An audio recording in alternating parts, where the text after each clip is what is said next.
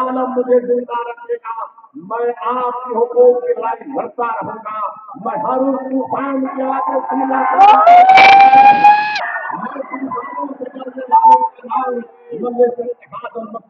नहीं है।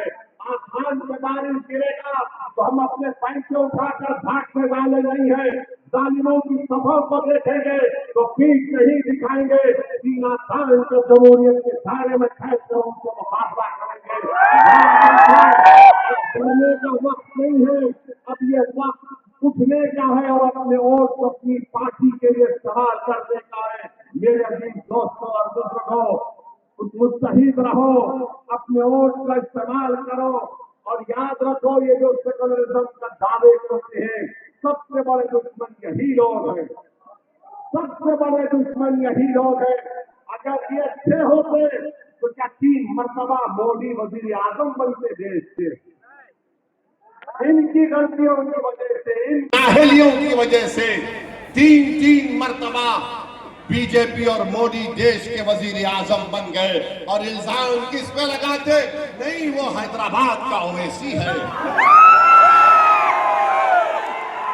मैं 4 पार्लियामेंट की सीट पर लड़ा हूं, कांग्रेस पार्टी 500 सीट पर लड़ती है। उत्तर प्रदेश में समाजवादी पार्टी करीब 65-70 पर लड़ती है, बिहार में राजद लड़ती है, महाराष्ट्र में शिवसेना लड़ती है। तुम हार जाते, गुस्सा किस पर निकालते? असदुद्दीन ओवैसी पर, क्योंकि मैं मुसलमान हूं, गुस्सा मुझ पर निकालते। एक इम्तियाज जलील था महाराष्ट्र का एमपी, सब मिलकर इम्तियाज जलील को हराए। जब तुम्हारा सेकुलरिज्म तुमको नजर नहीं आया, मेरे अजीज दोस्तों और बुजुर्गों, हमको डराया जाता है, वोट नहीं डालेंगे तो बीजेपी आ जाएगा। ये बचपन में कभी माँ अपने बच्चों को सुलाने के लिए कहती थी कि जल्दी सो जाओ वरना फुला आ जाएंगे। अब ओवैसी कह रहा है कि सोना नहीं, कौन आता देखेंगे, देखकर हमको सुलाया गया ये कहानियां सुना कर कि वोट नहीं डाले तो वोट जीत जाएगा। अरे हम तो 70 साल से हमारे दादा परदादा तुमको ही वोट डाल रहे, मगर नुकसान हमारा हुआ। मेरी मस्जिद शहीद हो गई, मेरी बेटियों की अस्मत रेजी की गई, बेघर मैं हो गया, गोलियां मेरे बच्चों के सीने पर दाग की गई, स्कूल मेरे बच्चों को नहीं मिला, कॉलेज मेरी बेटियों को नहीं मिला, और तुम आज आकर कहते हो कि वोट नहीं डालेंगे तो वोट जीत जाएंगे। अरे कब तक डालना हम बताओ? 1 नस्ल, 2 नस्ल, 4 नस्ल और डाल चुकी है, मगर तुम कुछ करते ही नहीं। हमारा हाल ये बना कर रख दिए। बुरा मत मानिए, सच्चाई को बयान कर रहा हूं। जो हमारे भाई बहन वो नाम निहाज सेकुलर पार्टी में है, उनका काम सिर्फ इतना है कि रमजान है तो इफ्तार की दावत करो, हम 13 घंटे का रोजा रखते, उसको बुला के मुंह में खजूर पहले डालते और बाद में हम अपने मुंह में डालते। ये कौन सा मामला है? कब तक चलेगा ये? फिरका परस्ती को खत्म करना सिर्फ मेरी जिम्मेदारी नहीं, शहर को खत्म करना सिर्फ मेरी जिम्मेदारी थोड़ी है। कोई सब खामोश तमाशाई बनकर बैठे हैं। जिस दिन आपका नेता पैदा होगा, आपके हुकूक आपको मिलेंगे। पार्लियामेंट में 2 दिन पहले महिला रिजर्वेशन और डिलिमिटेशन का कानून लाया गया। सबकी तकरीरें उठाकर देख लो और देखो किसने उठकर कहा था कि अगर ये डिलिमिटेशन होगा तो किसने कहा था कि भारत में 18 करोड़ मुसलमान रहते हैं और 18 करोड़ के सिर्फ 4% मुसलमान भारत की सबसे बड़ी पंचायत में जाते हैं। किसने कहा था कि अगर जो भारत से मोहब्बत करते हैं वो मुसलमानों की नुमाइंदगी को रोकना नहीं चाहिए? कोई नहीं कहा सिवाय मजलिस इत्तेहाद और मुस्लिमीन के। मेरे अजीज दोस्तों और बुजुर्गों, मैं आपसे अपील कर रहा हूं कि 26 तारीख के दिन अपने के वोट का सही इस्तेमाल करिए। और पार्लियामेंट में बीजेपी के पास तादाद नहीं थी, 2/3 नंबर नहीं आया, कल रात में 8 बजे नरेंद्र मोदी टीवी पर आ गए। किसी ने डर कर पूछा, असद भाई क्या फिर से नोटबंदी? 8 बजे आ रहे हैं। किसी ने पूछा है क्या फिर से लॉकडाउन? मोदी जी, जब कभी भी आप टीवी पर रात में आते, लोग ये समझते कि कहीं फिर से नोट तो गायब नहीं हो जाएगी, कहीं फिर से 2 घंटे में लॉकडाउन तो नहीं हो जाएगा।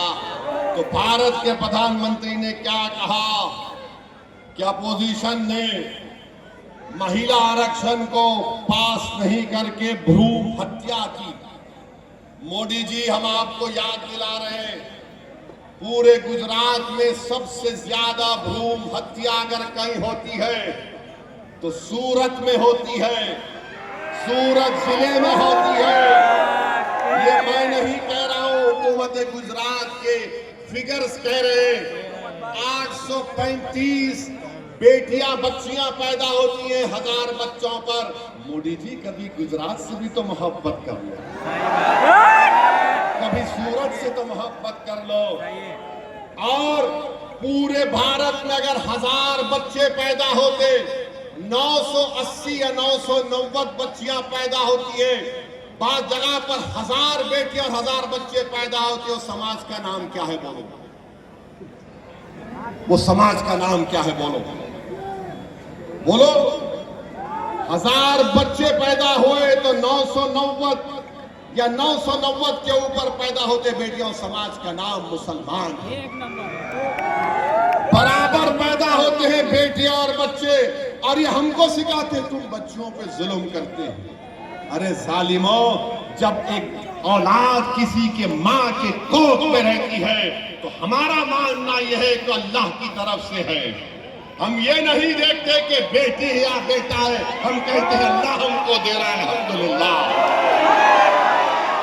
तुम हमको बोलते मुसलमान बच्चियों से जुल्म करते हैं।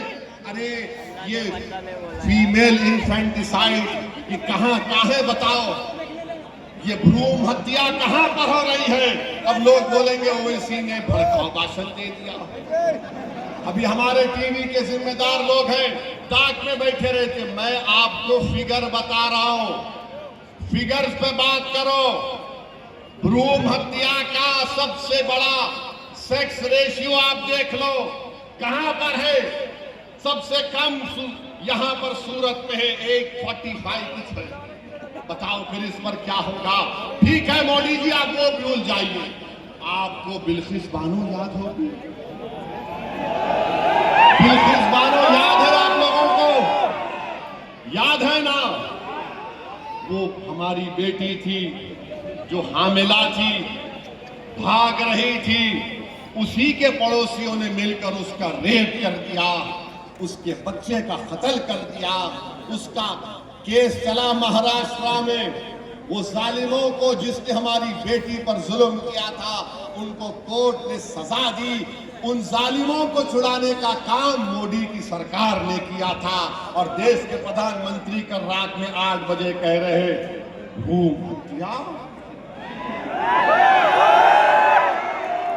ज़किया जाफरी आप जानते होंगे, बीजेपी वालों, ज़किया जाफरी एहसान जाफरी के इंसाफ के लिए लड़ते लड़ते इस दुनिया से चली गई। तो मेरे अजीज दोस्तों और बुजुर्गों, मेरी आपसे अपील है कि वार्ड नंबर 18 और 25 में मजलिस के उम्मीदवारों को कामयाब करिए। मुझे बताया गया कि यहाँ पर हजरत दाग दहलवी के नाम पर एक उर्दू मीडियम स्कूल था, उसको बीजेपी की सरकार ने डिमोलिश कर दिया। 3000 तुलबा और तालिबात स्टूडेंट्स पढ़ते थे, अब तक नहीं बनाया गया है। मैं आपसे वादा कर रहा हूं कि आप मजलिस के उम्मीदवारों को कामयाब करिए, ये बनाया जाएगा। इस वार्ड में कोई कम्युनिटी हॉल नहीं है, इंशाअल्लाह उसको बनाया जाएगा। फिर एक दुम्बाल टर्मेंट स्कूल है, यहाँ पर भी तकालीफ है, इंशाअल्लाह ताला इन तमाम चीजों को पूरा किया जाएगा। आपको बताने के लिए कह रहा हूं कि हैदराबाद में लोग बोलते हैं कि लोग बोलते हैं कि ओवैसी खाली भाषण देता है। नहीं मेरे भाई, हम कांग्रेस के खिलाफ इलेक्शन लड़े थे, कांग्रेस को जनता ने इख्तिदार दिया, चीफ मिनिस्टर कांग्रेस का है, हमने जाकर नुमाइंदगी की हैदराबाद के पार्लियामेंट में। 2200 करोड़ से मेट्रो का काम मेरे कॉन्स्टिट्यूंसी में हो रहा है। इसको बोलते ताकत। एक एमपी क्या कर लेता देख लिए, एक एमपी 2200 करोड़ का मेट्रो का काम करा रहा है, एक एमपी 500 करोड़ का रोड वाइडनिंग का काम करा रहा है, एक एमपी एक विधानसभा में 290 करोड़ का सीवरेज लाइन का काम हो रहा है। इसको बोलते ताकत का इस्तेमाल। और जो लोग समझते कि मजलिस सिर्फ भड़काऊ भाषण देती है, अरे हम तकरीर भी करते हैं और जमीन पर पसीना बहाकर काम भी करते हैं। ये मजलिस इत्तेहाद और मुस्लिमीन है। हम उन नाम निहाद सेकुलर पार्टियों की तरह नहीं है जो इलेक्शन में आकर हमारा वोट लेकर हमको भूल जाते हैं, हमारी बर्बादियों में हमारा साथ नहीं देते। मैं आपसे अपील कर रहा हूं कि एक मर्तबा इस इलेक्शन में आप यहां पर पतंग के निशान को बटन दबाकर अपने इत्तेहाद का मुजाहरा करिए, अपनी पार्टी को कामयाब करिए। और हम बताना चाह रहे हैं बीजेपी को, जो गुजरात में यूनिफॉर्म सिविल कोड लेकर आए, ये कौन सा सिविल कोड है बताओ? आप हिंदू धर्म का मैरिज, हिंदू धर्म के शादी के कानून को मुसलमानों पर आयत कर रहे हैं। आप हिंदू धर्म में जो जायदाद का बंटवारा होता है, कानूनन आप उसको मुस्लिम धर्म पर लागू कर रहे हैं।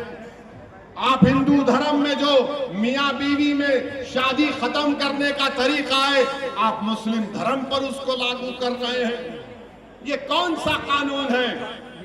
ये तो संविधान के आर्टिकल 25 के खिलाफ है। फंडामेंटल राइट के खिलाफ कोई कानून नहीं बना सकता है। तो मालूम हुआ कि बीजेपी ये चाहती है कि सिविल कोड के नाम पर मुसलमानों को उनके धर्म से दूर कर दिया जाए। सुन लो बीजेपी आरएसएस वालों, हम इस दीन को कभी नहीं छोड़ेंगे इंशाअल्लाह ताला। तुम कानून जो बनाते बना लो, इस्लाम हमारा धर्म है और रहेगा इंशाअल्लाह ताला। हम गुनाहगार जरूर हैं मगर इस्लाम को छोड़ने वाले नहीं है। तुम कानून बना लो मगर हम कुरान और सुन्नत को नहीं छोड़ने वाले हैं इंशाअल्लाह ताला। मेरे अजीज दोस्तों और बुजुर्गों, इसीलिए मैं आपसे कह रहा हूं कि आपको लीडर बनना है, नेता बनना है। आप बताइए बीजेपी कैसा कानून बनाया है गुजरात में कि बगैर शादी करे कोई एक दूसरे के साथ रह सकता है, रजिस्ट्रेशन करा लो। अरे आरएसएस वालों, तुम बड़े कल्चर की बात करते हो। भारत का कल्चर है कि बगैर शादी करे एक दूसरे के साथ रहना। बच्चा पैदा हो जाए तो किसका नाम दोगे? अब्बा का या अम्मा का नाम दोगे उसको?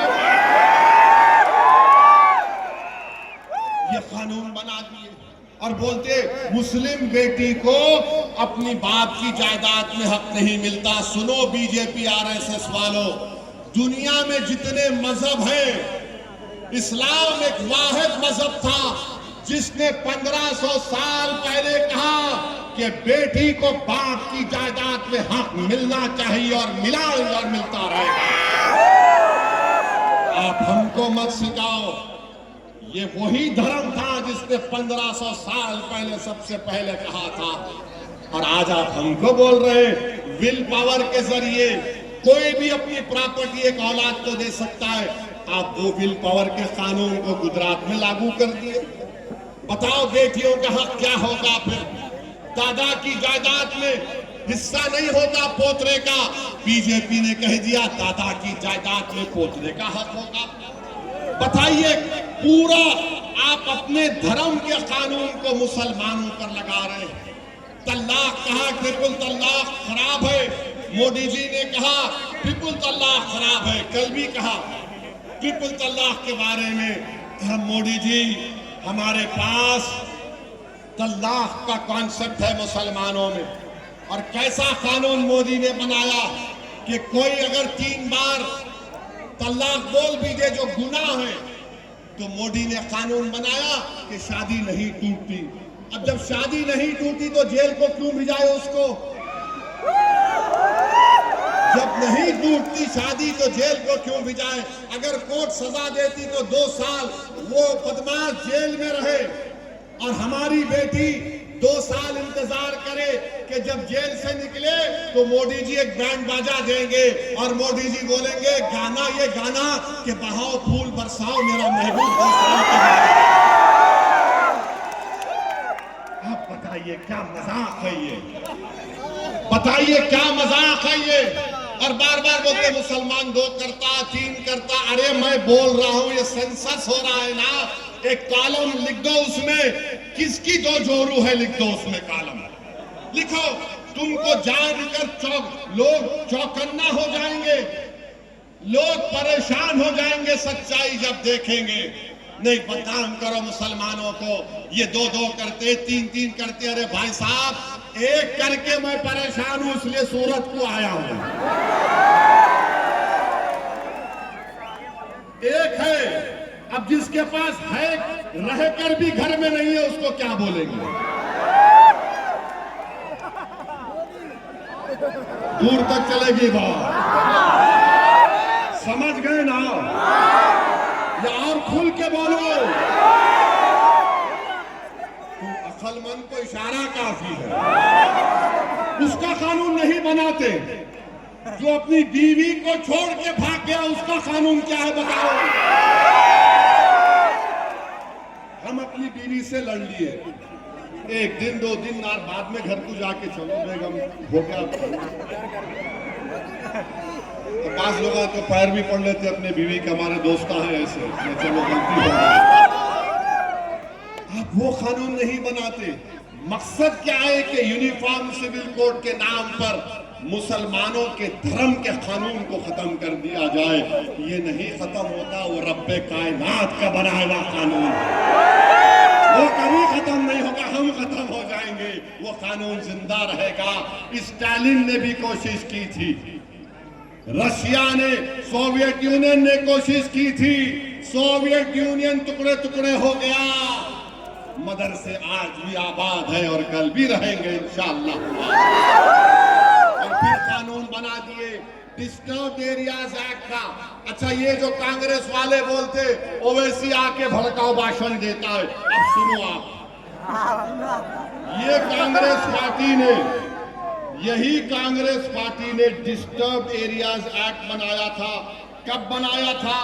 1986 में, जब नवनिर्माण आंदोलन चल रहा था। फिर 1991 में राम मंदिर बाबरी मस्जिद का मसला चला, कानून कंटिन्यू हुआ। अब बीजेपी ने एक कानून को ऐसा बना दिया 2026 में कि अगर कोई हिंदू या मुसलमान हिंदू को घर बेच रहा है या हिंदू भाई मुसलमान को बेच रहा है, तो बीजेपी कहती है अगर किसी को तकलीफ है, वो तकलीफ अगर उठ गई तो तुम नहीं बेच सकते। अरे दोनों एक दूसरे से राजी है, बेचने वाला राजी है, लेने वाला कीमत देकर ले रहा है, तो तीसरा खड़ा हो जाएगा कबाब में हड्डी की तरह। नहीं नहीं, मेरे को पसंद नहीं है। अबे तेरे को पसंद नहीं है तो तू कीमत लगाना।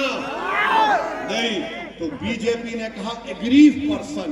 फिर बीजेपी ने कह दिया, कानून में कह दिया कि इस अगर ये घर बिकेगा तो दंगा हो सकता है, लाइकलीहुड है।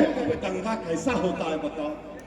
पूरे दुनिया में, भारत में बीजेपी बाजा बजाती है, गुजरात में दंगा नहीं हुआ 25 साल से। हमने मुसलमानों को बता दिया, जब दंगा नहीं हुआ तुमने मुसलमानों को बता दिया, तो फिर हिंदू मुसलमान एक दूसरे का घर क्यों नहीं बेच सकते बताओ? घर मेरा, कीमत उसकी। आपको क्या पेट में दर्द हो रहा है? क्या पेट में दर्द हो रहा है? इंशाअल्लाह ताला ये कानून भी मुझे यकीन है कि अदालत इसको बताएगी कि कानून गलत है। बहरहाल मेरे अजीज दोस्तों और बुजुर्गों, 26 तारीख को वोट पड़ेगा पतंग के निशान पर इंशाअल्लाह। मुत्तहिदा एक वोट पड़ेगा। हाथ उठाकर बताइए, वादा करिए कि 26 तारीख को पतंग वोट लगेगा। अपने सेलफोन की लाइट खोल दीजिए ताकि पूरे गुजरात और सूरत को मालूम हो जाए कि 26 तारीख को पतंग पर बटन दबेगा इंशाअल्लाह ताला। पूरे जहाँ खड़े हैं अपनी लाइट को खोल दो और बता दो हमारा इत्तेहाद एक है। लगाओ मेरे साथ नारा, नारे तकबीर। हमारा इत्तेहाद, हमारा इत्तेहाद, हमारा इत्तेहाद। मजलिस-ए इत्तेहादुल मुस्लिमीन, मजलिस-ए इत्तेहादुल मुस्लिमीन। अस्सलाम वालेकुम व रहमतुल्लाहि व बरकातहू। पतंग के साथ